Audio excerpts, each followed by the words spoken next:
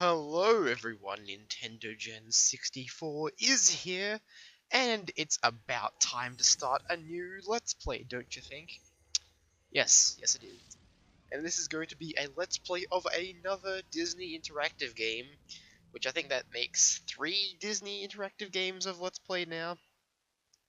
Yeah, it's been quite a while since I started a new Let's Play, so I might be a bit rusty with my introductions, but yes, this is going to be a Let's Play of Donald Duck Going Quackers. Yeah, I'm playing the NTSC version. If you're playing the PAL version, it's also known as Quack Attack, I believe.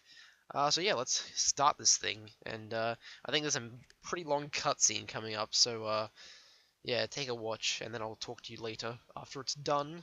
Yes.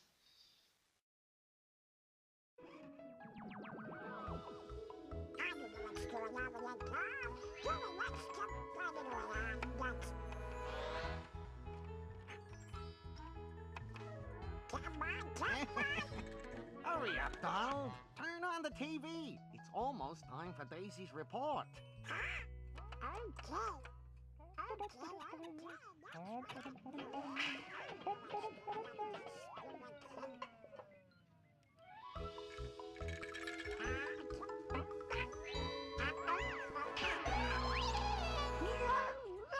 And now please watch this intrepid live report from Daisy, our famous reporter. Daisy, you're on the air. Thank you, Robert. I'm actually in the foreign kingdom of Murloc, the terrible magician. Now that I've finally found a way to enter his secret temple, we will know what his terrifying new plans are. He's fantastic. We can hear him from here. I'll try to walk up to him without being seen. I'll try to get closer. There's Murloc. He's working on a very strange machine. Who's there? You'll never get out of here. Let me go! Let me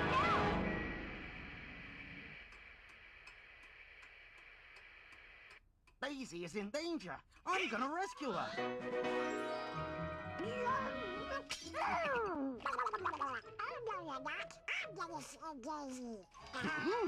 I can help you reach Murloc's kingdom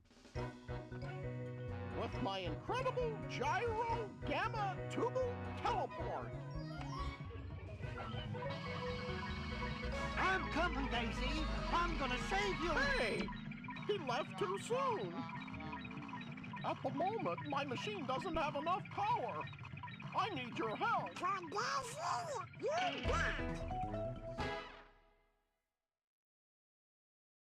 Okay, cool. I think that's the end of the cutscene there. Fascinating stuff, isn't it? Reminds me of a little game called Mario. Yeah? Okay. So yeah, that's basically the plot. We can talk to this guy and he'll tell us something, doesn't he? Yeah. Okay, Donald, here's the plan. You have to go to the top of Ducky Mountain and put a reflector dish on the summit. This will produce enough energy for me to teleport you to Duckburg. Okay. So that's the plot, basically. We have to go and rescue Daisy Duck, but to do that we need to go and get to some mountain or something and put a reflector dish on the top of it. So yeah, this is actually, if you've played a little game called Crash Bandicoot 3, this will look very familiar to you. So we have a warp room here, of course, with 5 levels in it and a boss in the middle. One level is open at the moment, and that's the only one we can do, so let's enter Forest Edge. Yes. Now, if you may be put off a little bit by this game because it's a foreign game that you've never seen or heard of before, then let me put your mind at ease by saying this is pretty much a pixel for pixel Crash Bandicoot clone. At least Crash Bandicoot 3 more than any other game. We've got the stars here, which are basically your equivalent to Wumpa Fruit. He can double jump, like Crash Bandicoot, obviously, and he can punch, which Crash Bandicoot can't do. So yeah, basically this game is pretty simple to, you know, you can just pick it up and play it. It's a 2.5D platformer. It may look 3D now, but there are some levels that are 2D, much, again, like Crash Bandicoot. So yeah, you'll see a lot of me, comparing this game to Crash Bandicoot as this Let's Play goes on. Yep. That was a checkpoint there. Yeah, Donald Duck actually, I think he's got 2 attacks. You can jump on the enemies like that, and you can also punch them. When you get 100 of these star things, you get a life. And you can also collect these, like, squishy things. They look like squishies at least, or slushies or something. I don't know what they're called. And they make you go, like, insane for a bit. Like, he's, you know, running really fast, grabbing onto his hat. Those are lives there, and that's another checkpoint. And there's also a bunch of these books flying around everywhere. You hit them, and then you've got a countdown timer up here, and then you have to run, and there's like a object that appears only when you punch the book that you have to collect before the countdown timer ends. Yeah, that's pretty much it. Like, they don't really throw too much else at you. It's pretty much rinse and repeat the whole way through, and there's not too many levels either, so it's a pretty short game, pretty self-explanatory game, and it's pretty fun actually. Like, I enjoy this game. I did play it when I was a kid a couple times. I just played it, you know, every now and then. I might have rented it out from the video store or played it at some kind of like place where they have those communal PlayStation 1 consoles. So yeah, this game is kind of nostalgic for me. Not so much as Crash or Spyro, but yeah, it's a pretty neat game. And there is our power orb thing. I think there's one of those in every level that you have to collect, but they're not too hard to find. I guess they're like the crystals from Crash Bandicoot, you could say. Yeah. Okay, so once you actually finish the level, that's not entirely it. Because when you finish it, you'll see that we've got these 2 lights up the top there. We've got a yellow light and a green light. And then we've got a picture of a clock there, and it says 1:40. So we go back in the level, and lo and behold, we have a time trial challenge type thing to do. But unlike Crash Bandicoot 3, there's no power-ups in this game, so there's nothing actually that makes you go faster.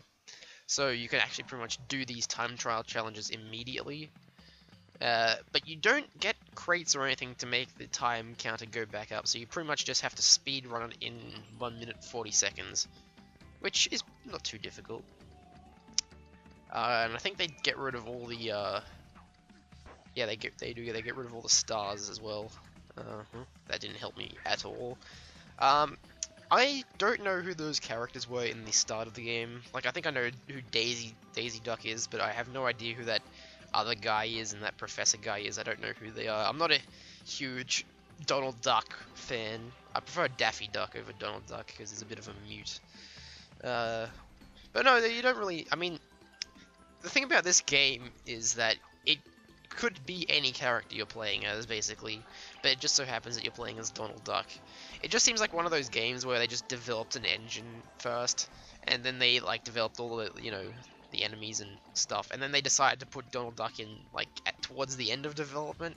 It just seems, because, I mean, well, yeah, this level, I don't know, does it look like it's a particularly Donald Duck-esque level? Like, do you think of Donald Duck when you see this level? I don't. And why does Donald Duck get his own game? Is he like, is he some massive Disney like character? Like, I suppose he is number 2 to Mickey Mouse, but he's a far number 2. He's way behind Mickey Mouse. Like, yeah, Mickey Mouse is the guy, I guess, and Donald Duck, I guess, would be second, but pretty far behind Mickey Mouse second. I'm gonna do 2 levels in this part. Just, you know, I'm gonna do 2 levels per every part, just to make it go a bit quicker, because I don't want this Let's Play going too long. So that was Forest Edge, and this is the Gorge. Yes. I think there's, yeah, the Gorge. That's a pretty stock standard level name. I think there's a lot of games that have Gorge in it. I can't think of any at the moment. But they are. And this level pretty much looks the same as the last level. And what is up with that? It looks like they just got some kind of rectangle with mushrooms on it and just stuck it there. Okay, whatever.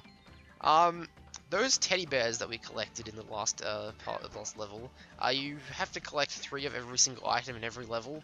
And I don't know if you saw, but on the the warp room area, there's like some duck standing in the center of like a bunch of, you know, circles. Once you collect every single teddy bear or whatever the item happens to be from every level, you unlock like the 5th level, I guess, which is like a semi-boss, like a mid-boss kind of thing. Yep. I don't know what those checkpoint things are either. I don't know what these are. They just seem to be kind of like crates with the letter G on them. What does G stand for exactly? If someone could tell me what the letter G is standing for in this, then I would be very grateful. Okay, there's our first teddy bear.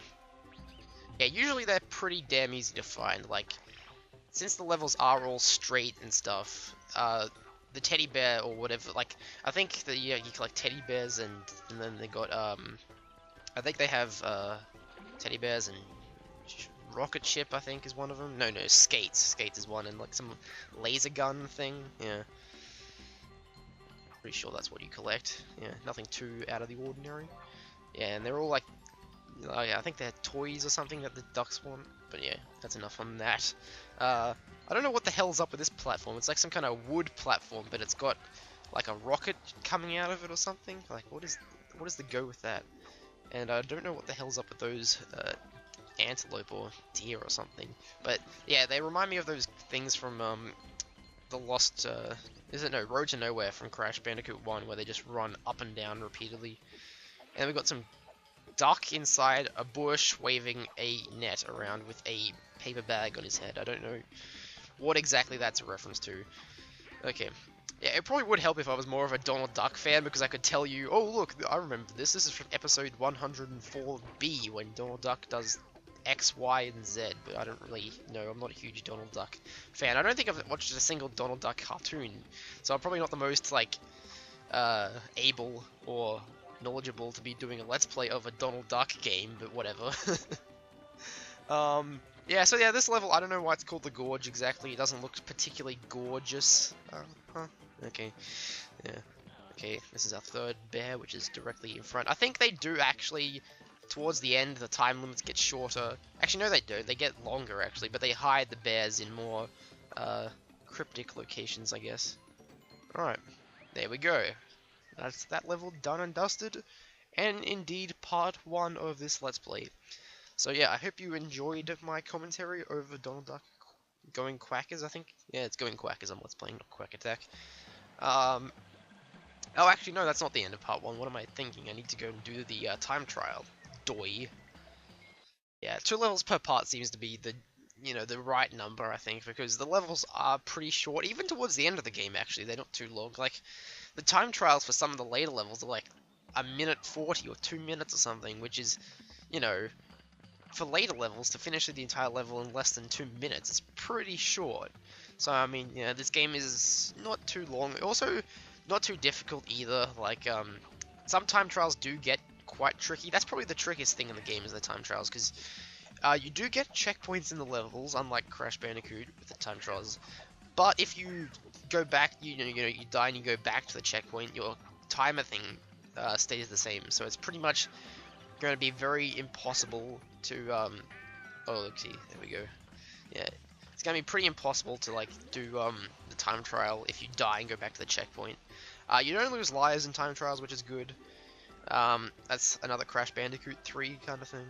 So yeah, like I said, a lot of Crash Bandicoot homages or rip-offs or whatever you want to call them. And I really like when you just stand still there, like you just see us like running on the spot. That's pretty funny. I don't know what the significance of the drink is either to the Donald Duck universe. Maybe there's no significance. There could be no significance. Level design wise, it's got that like effect where the camera, like the game can't render enough polygons on the screen, so it has that kind of like misty effect when you like, and then when you walk up to it, like the mist kind of recedes. I do like the level design, although it's very basic. It doesn't really matter at all, because you don't really need to be paying attention to what's on the outside of the level, just what is on the middle of the level. Oh yeah, another game this really reminds me of is a game called Lilo and Stitch Trouble in Paradise, which is a very, very similar game to this as well, with the same formula. Again, where you go in the level, collect items, and actually, shit, this game is pretty much the exact same as Lilo and Stitch Trouble in Paradise. I never even realized that until now. Jesus Christ, what an unoriginal game I'm what's playing here. Yeah, right. Okay, so that's another level done and dusted. And the beauty of it is we don't actually have to come back and return to these levels later on in the game, so that's the last time we'll be seeing that level. Okay, cool. Alright, in the next part, we'll be doing Huey's track, and what's this level? Dangerous Cliff. That's a pretty inspired name for a level. Anyway, thank you for watching, everyone, and I'll see you in part 2. Goodbye.